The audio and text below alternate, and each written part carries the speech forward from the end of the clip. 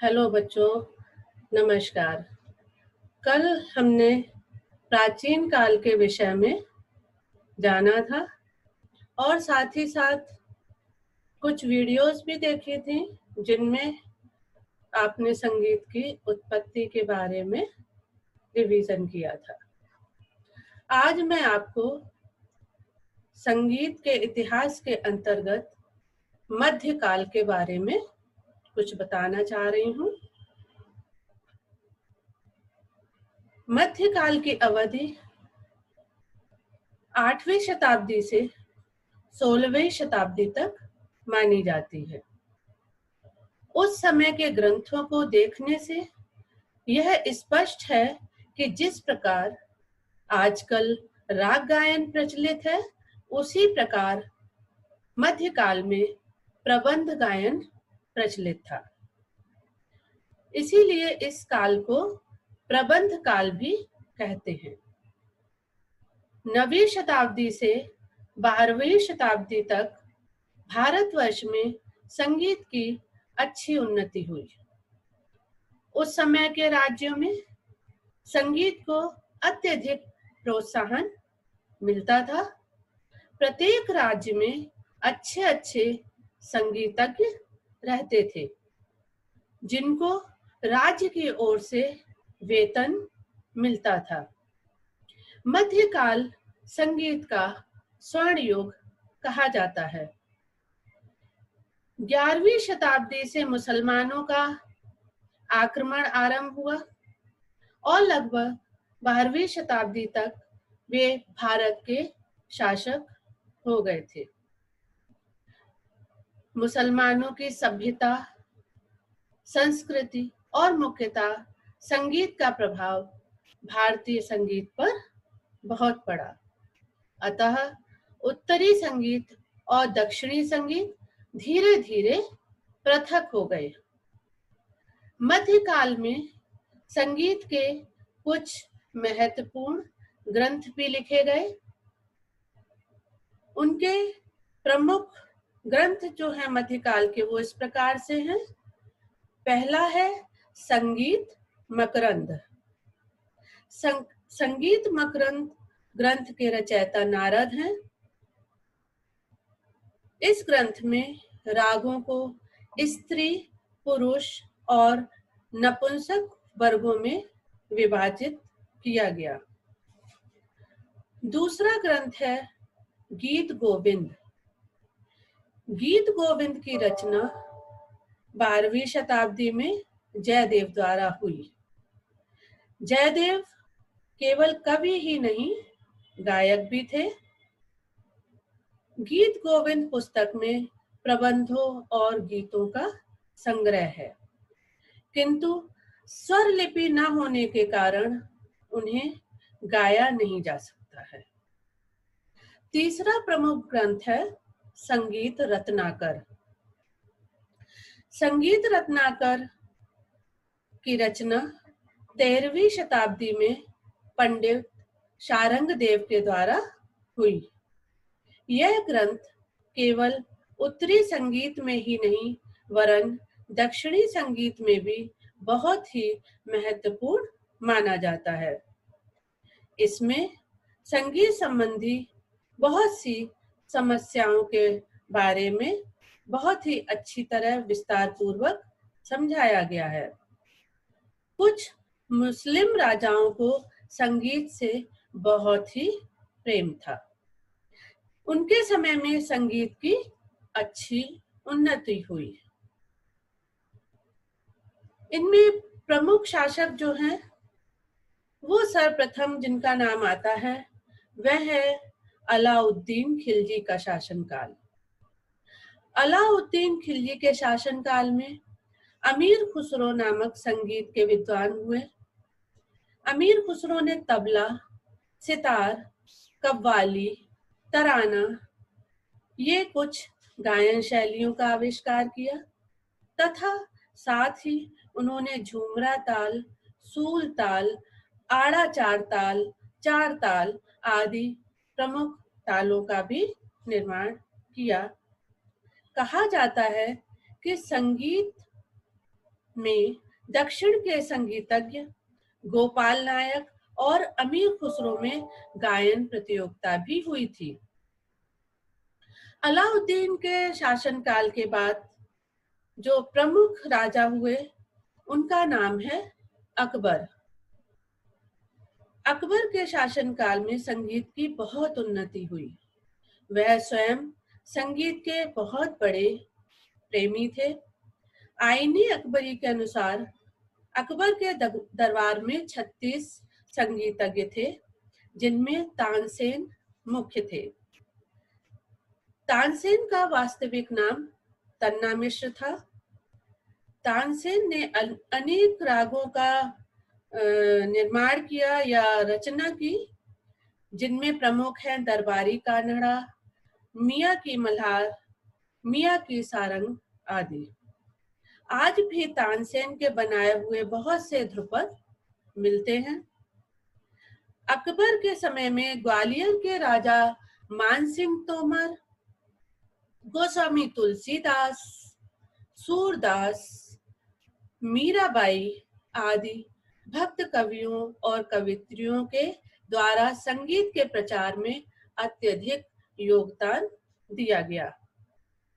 दक्षिण के प्रसिद्ध संगीतज्ञ पुंडरीक विट्ठल ने 4 ग्रंथों की रचना की, जिनके नाम है पहला रागमाला, दूसरा राग मंजरी, तीसरा सद्राग चंद्रोदय और चौथा नर्तन निर्णय। इसके बाद प्रमुख मुगल शासकों में नाम आता है जहांगीर का। जहांगीर के दरबार में भी कई संगीतज्ञ थे, जैसे बिलास खां, छतर खां, मक्खू खां आदि। 1610 में दक्षिण के विद्वान पंडित सोमनाथ ने राग विबोध नामक पुस्तक लिखी। जहांगीर के शासनकाल के बाद शाहजहां का शासनकाल शुरू होता है। शाहजहां के दरबार में जगन्नाथ, लाल खां, रामदास, दिरंग खां आदि प्रमुख संगीतज्ञ थे। जगन्नाथ को पंडित राज की तथा दिरंग खां व लाल खां को गुड़ समुद्र की उपाधि प्रदान की गई थी। प्रमुख ग्रंथ है संगीत पारिजात। यह पुस्तक 1650 ईस्वी में पंडित अहोबल द्वारा लिखी गई। दीनानाथ ने फारसी में इसका अनुवाद किया। संगीत की यह एक महत्वपूर्ण पुस्तक है।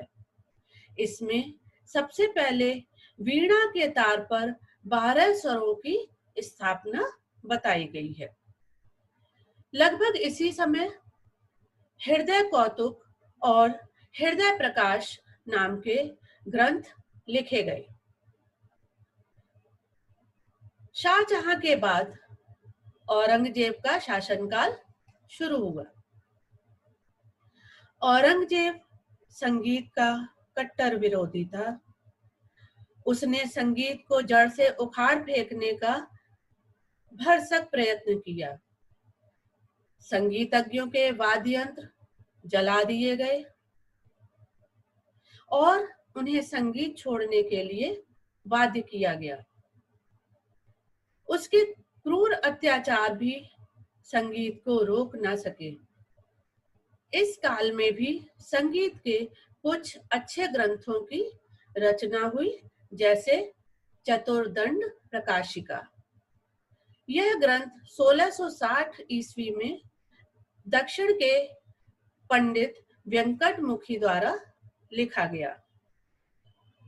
उन्होंने यह सिद्ध किया कि उस समय के सप्तक से अधिक 72 थाटों की रचना हो सकती थी। भाव भट्ट ने 3 ग्रंथ लिखे, जिनके नाम इस प्रकार हैं। पहला अनूप संगीत रत्नाकर, दूसरा अनूप विलास, तीसरा अनुपांकुश। इसी समय मोहम्मद शाह रंगीले एक बहुत ही अच्छे मुगल शासक हुए जिन्हें संगीत से बहुत ही प्रेम था। वह स्वयं बहुत ही अच्छे संगीतज्ञ भी थे। उनके दरबार में सदारंग और अदारंग नाम के दो प्रमुख गायक थे जिनके बहुत से ख्याल आज भी प्रचलित हैं। कहा जाता है कि इसी समय शौरी मियां ने टप्पे नामक गायन शैली का आविष्कार किया। 18वीं शताब्दी के उत्तरार्ध में मुसलमानों का राज धीरे धीरे समाप्त होने लगा और अंग्रेजों का प्रभुत्व बढ़ने लगा था। केवल रियासतों में संगीत की साधना चलती रही। इसी समय श्रीनिवास कृत राग तत्व विबोध पुस्तक लिखी गई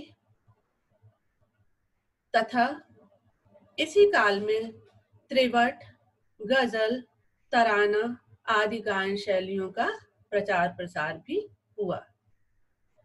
सन 1813 में पटना के मोहम्मद रजा ने नगमाते आसफी नामक पुस्तक लिखी जिसमें उन्होंने प्रचलित राग रागनी पद्धति का खंडन किया और अपना एक नवीन मत 6 राग और 36 रागनियों का बनाया।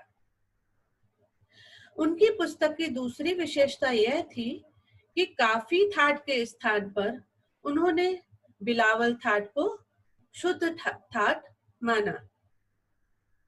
जयपुर के राजा प्रताप सिंह देव ने संगीत सार नामक पुस्तक लिखी जिसमें उन्होंने शुद्ध थाट बिलावल को ही माना।